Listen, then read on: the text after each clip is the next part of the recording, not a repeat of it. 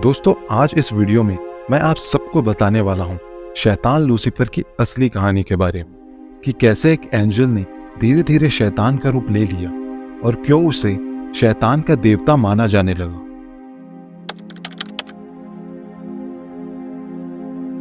दोस्तों, दो ही ऐसी शक्ति है जो खुद में दुनिया का औचित्य समाये हुए हैं, और वो है ईश्वर और शैतान। ईश्वर जो अच्छाई और पॉजिटिविटी का प्रतीक है, और शैतान जो बुरी और निगेटिविटी का प्रतीक है। जो लोग ईश्वर को मानते हैं उन्हें अच्छे लोगों की श्रेणी में रखा जाता है, और जो लोग शैतान को मानते हैं उन्हें बुरा माना जाता है।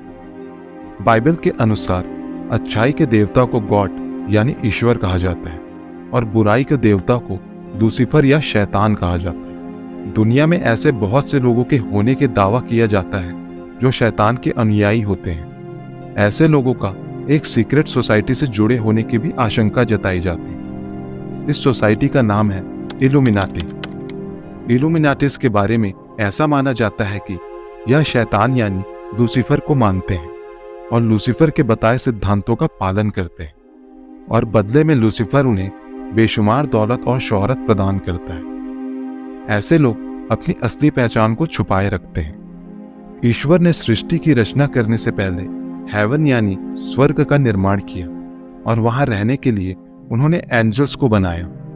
इनमें से मुख्य एंजल्स को आर्कएंजल्स का नाम दिया गया, जिन्हें ईश्वर के प्रचारकों में सबसे ऊंची पद प्राप्त थी। इन आर्कएंजल्स में से प्रमुख आर्कएंजल का नाम था लूसीफर, जो बाकी आर्कएंजल से सबसे ज्यादा सुंदर, सबसे ज्यादा शक्तिशाली और बुद्धिमान था। लूसीफर ईश्वर की उस वक्त की बनाई गई सबसे श्रेष्ठ रचना थी। पूरे ब्रह्मांड में ऐसा कोई भी नहीं था जो लूसीफर की बराबरी कर सकता हो। वह ईश्वर का एक परफेक्शन था। इस बात का घमंड खुद लूसीफर को भी था कि वह वाकई हेवन पर मौजूद सभी आर्कएंजल से सबसे श्रेष्ठ था। लेकिन एक बात जो लूसीफर की बेहद खास थी, वह थी उसकी इच्छा शक्ति, जिसके साथ वह स्वतंत्र रूप से कुछ भी चीज चुन सकता था। उसके पास एक विकल्प था। वो ये माने कि ईश्वर ही ईश्वर है, या यह तय करे कि वह स्वयं ईश्वर होगा। और इसी वजह से लूसीफर के अंदर धीरे धीरे घमंड बढ़ने लगा, और फिर लूसीफर को यह तक लगने लगा कि वह इतना योग्य है कि उसे गॉड यानी ईश्वर के स्थान पर ही होना चाहिए। लूसीफर के अंदर खुद ईश्वर की पद हासिल करने की ईर्ष्या जागने लगी। लूसीफर की इसी घमंड, ईर्ष्या और लालच के साथ सबसे पहले पाप ने जन्म लिया। अपने इस लक्ष्य की प्राप्ति के लिए लूसीफर ने हेवन के अन्य आर्कएंजल्स को भी ईश्वर के खिलाफ भड़काना शुरू कर दिया। बहुत से आर्कएंजल्स जो लूसीफर को पसंद करते थे, वह लूसीफर के साथ हो गए, लेकिन कुछ एंजल्स तब भी ईश्वर के प्रति ईमानदार बने रहे। और इसके बाद हेवन पर कब्जे के लिए एक घमासान युद्ध शुरू हुआ, जिसमें लूसीफर के विरुद्ध और ईश्वर की ओर से सेंट माइकल ने अगुवाई की, और लूसीफर अपने सारी कोशिशों के बावजूद यह युद्ध हार गया। ईश्वर ने यह साबित कर दिया कि वे ही सबसे श्रेष्ठ हैं, क्योंकि उन्होंने लूसीफर जैसे सबसे शक्तिशाली आर्कएंजल्स को बिना युद्ध में प्रत्यक्ष रूप से भाग लिए ही हरा दिया था। लूसीफर और उसके साथियों को स्वर्ग से बाहर निकाल दिया, और अब लूसीफर ईश्वर की सबसे अच्छी और सबसे प्रिय रचना नहीं रही थी, क्योंकि इस युद्ध के बाद ईश्वर ने इंसानों की रचना की, और सबसे पहले एडम और ईव को इस दुनिया में रहने के लिए भेजा। इन दोनों ने ही दुनिया में जीवन की शुरुआत की, जिन्हें हम भारत में मनु कहते हैं। इसी बीच अब लूसीफर ईश्वर का चहेता आर्कएंजल होने का सौभाग्य भी खो चुका था, और इसी के साथ लूसीफर को स्वर्ग से बाहर निकाल दिया गया। फिर वो स्वर्ग से धरती पर आ गिरा। तभी से लूसीफर को द फॉलन एंजल के नाम से जाना जाने लगा, ऐसा माना जाता है। जबकि लूसीफर एक बुरी आत्मा बन चुका था, और अब वह धरती पर आ चुका था। लूसीफर की धरती पर मौजूदगी ही धरती के सारे पापों की शुरुआत थी। तभी से लूसीफर बुराई का देवता बन गया, और अपने अनुयायियों को अपने बताए रास्ते पर चलने की सीख देने लगा। बदले में अपने अनुयायियों को बेशुमार दौलत और शोहरत देने का वादा भी किया। तभी से लोग लूसीफर की पूजा पाठ करने लगे, और इस दुनिया में बुराई का फैलाव बढ़ता चला गया। आज भी लोगों का एक बड़ा जत्था ऐसा है जो लूसीफर को अपना आका मानते हैं और लूसीफर की ही पूजा करते हैं। वर्टिकल में एक ऐसा चर्च भी मौजूद है जहां लूसीफर नाम के शैतान की पूजा की जाती है। लूसीफर की पूजा करने वाले यह लोग अपनी पहचान को छुपा कर रखते हैं। एक कॉन्स्पिरेसी थ्योरी यह भी है कि लूसीफर की पूजा करने वाले यह लोग एक सीक्रेट सोसाइटी का हिस्सा है। इस सीक्रेट सोसाइटी के सदस्य में दुनिया के कुछ सबसे शक्तिशाली, प्रभावी और प्रसिद्ध लोग शामिल हैं। इन लोगों ने बहुत तेज गति से शोहरत की बुलंदियों को छुआ है। दोस्तों, लूसीफर की एक शैतानी किताब भी है जिसका नाम कोडेक्स गिगस है। दूसरे शब्दों में इसे कहें तो यह एक शैतानी किताब है जिसे दुनिया भर में डेविल्स बाइबल के नाम से जानते हैं। इस बुक की कहानी शुरू होती है 13वीं शताब्दी की उस काली रात से, जब हरमन द रिक्लूस, जो कि एक मॉन्क था, उसने एक रोज मठ में चल रहे प्राचीन नियम को तोड़ दिया था, जिसके तहत मठ में सभी मॉन्क ने मिलकर यह निर्णय लिया कि हरमन को अगले दिन मौत की सजा दे दी जाएगी। यह सुनकर हरमन फूट फूट कर रोने लगा। सबके आगे हाथ जोड़कर अपनी गलती को एक अनजाने में हुई घटना कहकर सबसे माफी मांगने लगा। यह देख सभी मॉन्क ने उसे दूसरा मौका दिया और कहा कि अपनी श्रद्धा ईश्वर के आगे सुनिश्चित करो। अगर ऐसा करने में तुम सफल हो जाते हो तो तुम्हारी गलती को एक अनजाने में हुई गलती समझकर भूल जाएंगे। तुम्हारे अंदर जितनी भी श्रद्धा ईश्वर के प्रति है उसे एक कागज पर लिखो, जिसे पढ़ने के बाद लोगों के बीच ईश्वर की आस्था और ईश्वर की कृपा बनी रहे। पर तुम्हें यह काम बस आज की रात को खत्म करना हो, क्योंकि अगली सुबह तुम्हारी आखिरी सुबह हो। यह सुनकर हरमन बहुत खुश हुआ, क्योंकि अब उसे जीने की एक राह कम से कम नजर आने लगी थी।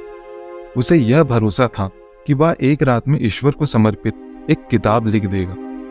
फिर उसने यह काम एक रात में करने की ठानी और उसने सभी मॉन्क को यह आश्वासन दिलाया कि वह एक ऐसी किताब लिख देगा जिसे पढ़ने के बाद मानव की कल्पना ईश्वर के प्रति परिकल्पना से भी अलग हो जाएगी। फिर हरमन को तहखाने में बहुत सारे पन्नों और स्याही के साथ अकेले छोड़ दिया गया और सभी वहां से चले गए और सुबह होने का इंतजार करने लगे। इधर हरमन ईश्वर का ध्यान करके पन्नों पर लिखना शुरू कर दिया था। लिखते लिखते करीब रात के 12 बज चुके थे, मगर अभी भी हरमन बस 2 पन्ने ही लिख पाया था। अब उसे मौत के डर से कुछ समझ में नहीं आ रहा था कि वह क्या करे। जब भी वह ईश्वर का ध्यान लगाता उसे मौत की आहट सुनाई देने लग जाती थी। यह सब करते करते अब रात के 3 बज चुके थे। अब उसके मौत में बस कुछ घंटों का फर्क था और वह मरना नहीं चाहता था। तब उसने अपनी विद्या का गलत इस्तेमाल करके शैतानों का आह्वान लगातार करने लगा, जिसके उपरांत शैतान वहां तुरंत प्रकट हो गया और उसने हरमन से उसे पुकारने का कारण पूछा। हरमन ने अपने साथ घटी सारी घटना को बताया और उसने बताया कि वह एक ऐसी किताब लिखना चाहता है जो कि मानव सभ्यता से परे हो, और यह सुनकर शैतान ने एक ऐसी किताब लिखने के लिए राजी हो। लिखने से पहले उसने अपनी कुछ शर्तें हरमन के आगे रखी। हरमन अपनी मौत के आने से इतना ज्यादा डर चुका था कि वह बिना कुछ सोचे समझे शैतान की हर एक बात को मानता चला गया। अब रात से सुबह हो चुकी थी। सभी मॉन्क तहखाने की ओर आगे बढ़ने लगे। तहखाने में पहुंचने के बाद मॉन्क ने जो दृश्य देखा वह आश्चर्यजनक था। हरमन तहखाने की जमीन पर बेहोशी की हालत में गिरा हुआ था और उसके सामने एक बहुत बड़ी किताब रखी हुई। वह किताब देखने में कोई सामान्य किताब नहीं लग रही थी। जब उस मॉन्क ने उस किताब के नजदीक जाकर देखा तो उस किताब के प्रथम पृष्ठ पर एक शैतान का चित्र था और सारी पृष्ठों पर काले जादू, शैतानों के देवता, शैतानी शक्ति, शैतान की पूजा कैसे करें इसके बारे में लिखा हुआ था। किताब के सारे पृष्ठ गधों की चमड़ी से बनाई गई। किताब का कुल वजन करीब 85 किलोग्राम था और उसे उठाने के लिए 2 मॉन्क की जरूरत पड़ी। यह देख मॉन्क काफी ज्यादा घबरा गए। उन्होंने हरमन को बेहोशी से उठाया और उससे ऐसी किताब लिखने का कारण पूछा। हरमन लगातार हंसता रहा और कहता रहा, शैतान की पूजा करो, शैतान ही सबसे बड़ा और सबसे शक्तिशाली है। इस धरती पर उसके सामने ईश्वर कुछ नहीं है। यह सुनकर मॉन्क हैरान हो गए और तुरंत हरमन को अपने साथ दंड देने वाले स्थान पर लेकर चले गए। ऐसा कहा जाता है कि किताब लिखने के बदले शैतान ने हरमन से उसकी रूह मांग ली थी। इसलिए जब हरमन को जलाया गया तब वह लगातार शैतान को याद करता रहा और हंसता रहा। देखते देखते वह किताब मठ में रहने वालों के लिए विनाश का कारण बनी, क्योंकि कुछ ही समय बाद उस मठ पर क्रांतिकारियों द्वारा हमला कर सभी को मौत के घाट उतार दिया और वह शैतानी किताब क्रांतिकारियों के हाथ लग गई और वह किताब क्रांतिकारी अपने साथ लेकर चले गए, जिसके बाद क्रांतिकारियों की भी मौत हवेली में आग लगने की वजह से जलकर हो। मगर यह शैतानी किताब उस आग में भी नहीं जली और यह सही सलामत बच गई। फिर देखते ही देखते सदियों गुजर गए। हजारों साल की लंबी यात्रा के बाद आज यह किताब स्वीडन के एक museum the national library of Sweden in Stockholm में आज भी रखी हुई है। अभी इस किताब में कुल 310 पन्ने हैं, मगर पहले इस किताब में कुल 320 पन्ने हुआ करते थे। 10 पन्नों में ऐसा था क्या और किसने उसे चुराया, इस किताब से उस पन्ने को क्यों अलग किया गया, आज भी इसका रहस्य बना हुआ है। माना जाता है कि यह किताब इतना ज़्यादा खतरनाक है कि अगर कोई इंसान इसे पूरा पढ़ ले तो वह शैतानों की मदद से पूरे पृथ्वी का विनाश कर सकता है। बहुत सारे लोग इस घटना को सच्ची घटना नहीं मानते हैं और इसे एक काल्पनिक घटना मानते हैं, मगर आज मैं आपको बता दूं, आज भी वैज्ञानिक और शोधकर्ताओं के बीच यह बहस छिड़ी रहती है कि आखिर एक रात में कोई इंसान ऐसी किताब कैसे लिख सकता है, क्योंकि यह किताब अगर एक इंसान लिखे तो करीब उसे 20 साल का समय लगेगा और 20 साल तक लिखते लिखते उसकी लिखावट भी बदल जाएगी। मगर पूरी किताब में कहीं भी किसी तरह की लिखावट में कोई परिवर्तन नहीं आया और ना ही स्याही बदली गई। यह रहस्यमय किताब आज भी वैज्ञानिकों और शोधकर्ताओं के दिमाग से परे है। तो आप सबको लूसीफर की यह कहानी कैसी लगी नीचे कमेंट करके ज़रूर बताएं और इस वीडियो को ज़्यादा से ज़्यादा लाइक और शेयर करें और अगर आप नए हैं तो इस चैनल को सब्सक्राइब करें।